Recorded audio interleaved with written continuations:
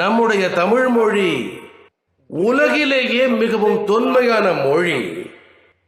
எந்த தேசத்திடம் இருக்கின்றதோ அந்த தேசத்திடம் பெருமிதம் பொங்க வேண்டுமா கூடாதா சொல்லுங்க.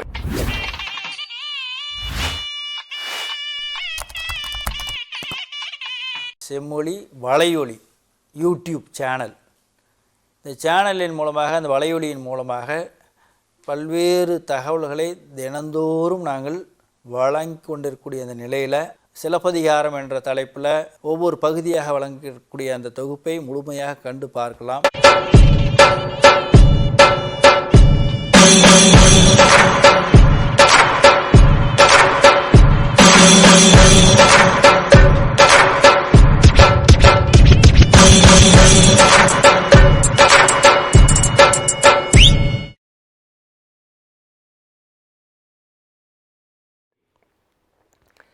Some of the definitions and interpretations that P.Marudhanayagam gives to certain theological, philosophical, religious and literary terms are marvelous.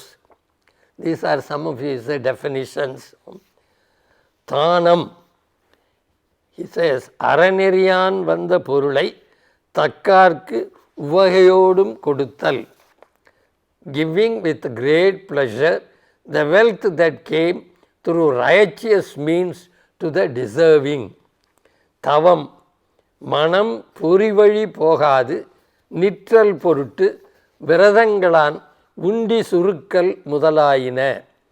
In order to prevent the mind from being carried away by the senses, observing certain rites like reducing the quantity of food that one eats. மானம், எஞ்ஞான்றும் தம் நிலையில் தாழாமையும் தெய்வத்தால் தாழ்வு வந்துழி உயிர் வாழாமையும் ஆம். Never degenerating and ceasing to live when forced by fate to behave shamefully. பண்பு உடைமை, this is how he defines. பண்பு உடைமை, எல்லார் இயல்புகளும் அறிந்து ஒத்து ஒழுகுதல் பண்பு உடைமை. That is, knowing everyone's qualities and behaving in a sociable manner. நிறைமொழி, அருளி கூறினும் வெகுண்டு கூறினும் அவ்வ பயன்களை பயந்தே விடும் மொழி. Words that materialize when uttered to bless or to curse in anger. ஏக்கறுதல், ஆசையால் தாழ்தல், lowering oneself because of desire. ஆற்றல், he defines ஆற்றல் in this manner. ஆற்றல், that is மனவலி, mental strength. ஆண்மை, ஒன்றற்கும் தளராது நிற்றல், facing anything without being shaken. The one serious charge that is levelled against P.Marudhanayagam by many Tamil scholars is that he unwarrantedly thrusts the Sanskrit tradition and a Vedic interpretation on the couplets. Though he attempts this, it is to be acknowledged to his credit that whenever Valluvar differs from the Sanskrit tradition, P.Marudhanayagam explicitly or implicitly makes it clear that he prefers Thiruvalluvar to the northern authors. In his preface to the commentary, P.Marudhanayagam states that though the Purusharthas are stated to be four, namely Aram, Porul, Inbam and Veedu, Valluvar speaks of the first three only because moksha is inaccessible to the human mind and language and cannot be described except through an account of renunciation, which is but a path to liberation. This stand is an indirect rejection of the northern claim that great works should essentially include the fourth Purushartha. Mentioning the Sanskrit tradition that a treatise on dharma is expected to enunciate the principles relating to discipline, crime and punishment, that is ஒழுக்கம், வழக்கு தண்டம். Parimelagar adds that since crime and punishment are not as essential to human lives as discipline and can be understood not only through didactic writings but through consciousness and the nature of the nation in which one lives, the divine bard Thiruvalluvar, says, Deivappulamai Thiruvalluvanar, takes only disciplined behavior as dharma. It is to be remembered here that unlike Valluvar, the laws of Manu and Arthashastra dwell at length on crime and punishment and have therefore become totally irrelevant today. While interpreting the couplet, Indri Amaya Cherappina Ayinum Kundra Varuva Vidal, even if the deeds are of indispensable value, abandon them if they will lower your dignity. Parimelagar stresses the point that here Valluvar rejects the northern belief in what is called Abad Dharma, that is, if there is a danger to one's life, in order to escape, one may do any despicable deed. That is their contention. While interpreting the phrase Ulagathodu Otta Ozhugal, which means acting in accordance with the expectations of the great men of the world, Parimelagar brings in the didactic works in Sanskrit only to clarify that Valluvar differs from them insofar as he excludes all the principles that have lost their relevance and includes all that are acceptable though not mentioned in the latter. He always upholds the virtues, that is Parimelagar always upholds the virtues advocated by Valluvar whenever there is a difference of opinion between the Tamil saint and the northern writers. As an example of ancient clans, Palangudi, Parimelagar mentions the Tamil dynasties, Cheras, Cholas and Pandyas, and proudly declares that they had flourished since the days of creation.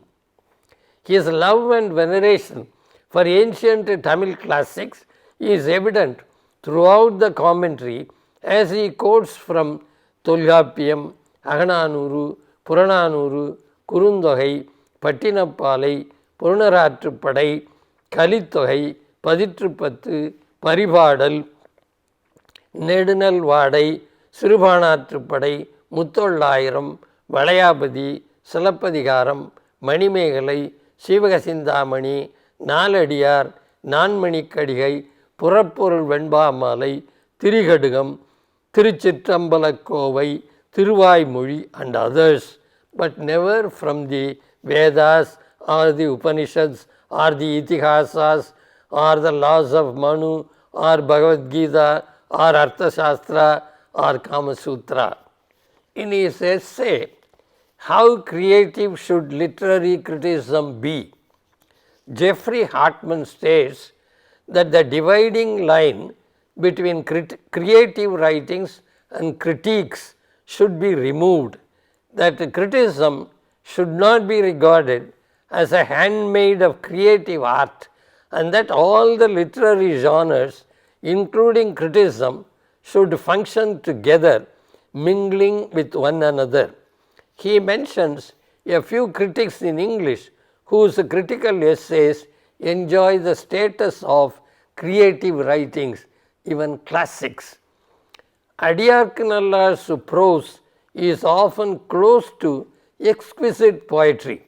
The opening lines of Mangala Varthu Padal are interpreted by him in a charming poetic prose.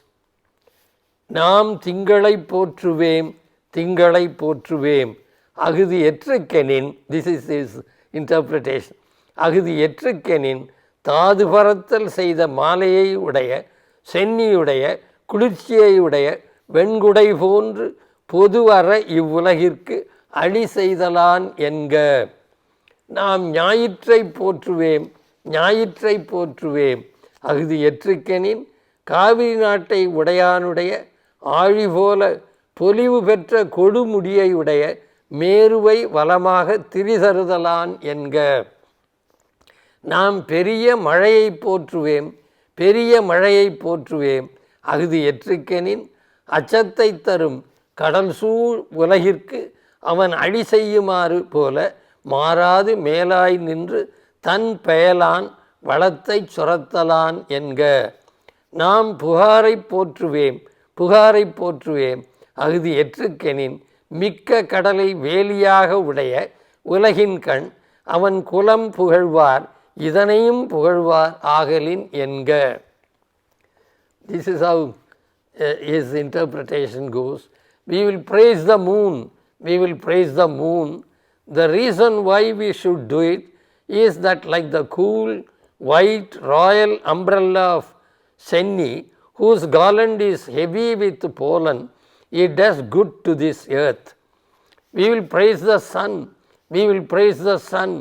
The reason why we should do it is that like the chakra of the lord of the land of Kaveri, it travels around Meru, whose summit is exquisite. We will praise the big rain, we will praise the big rain. The reason why we should do it is that like him who does good to the world, surrounded by the scaring sea, it makes the land fertile by pouring from above. We will praise Puhar, we will praise Puhar.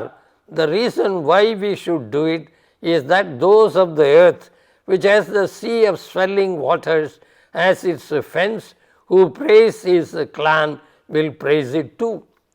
In all these four descriptions, symmetrical designs are beautifully sustained by the commentator without sacrificing the meaning of the original. About the unquestionable value of the work done by the medieval Tamil commentators, the great French scholar François Gros rightly says, this is his tribute, he says, to approach the exegesis of a text through its scholarly interpreters, a cultural exercise par excellence. That is, he says, the work done by these commentators, medieval Tamil commentators, is a cultural exercise par excellence. That is, in one respect, to discover new harmonies and to root that text in the history and in the imaginary revealed world of its original public. But in another perspective, this exercise of interpreting the original, interpreting the text, this exercise sharpens by the contact it involves with a different world of learning the tools of our own scholarship, and it makes us better able to measure their limitations and efficacy. Are we not also in fact, he asks, are we not also in fact modern commentators whose readings and glosses are the only way by which the text may survive? This frightening responsibility is what Nabokov is subtly charging us with in Pale Fire. That is, Nabokov in his novel Pale Fire says that for better or for worse, it is the commentator who has the last word. The appropriateness of the commentary to the text is wonderfully brought about by a beautiful image in the verse preface on the greatness of Adiyarku Nallar as a commentator on Silappadigaram. This is what it says. The poem and its commentary are like the kite and its shadow, பருந்தும் நிழலுமென பாவும் உரையும். In his essay, François Gros draws our attention to the following modest observation made by Saint Jerome about his own commentary.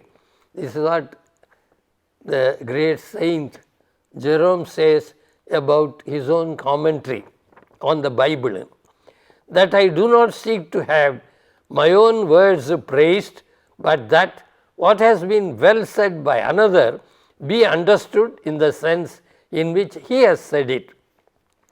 This is the attitude of most of the medieval Tamil commentators, though they never shy away from giving reasons for their rejection of one another's interpretations. Thank you.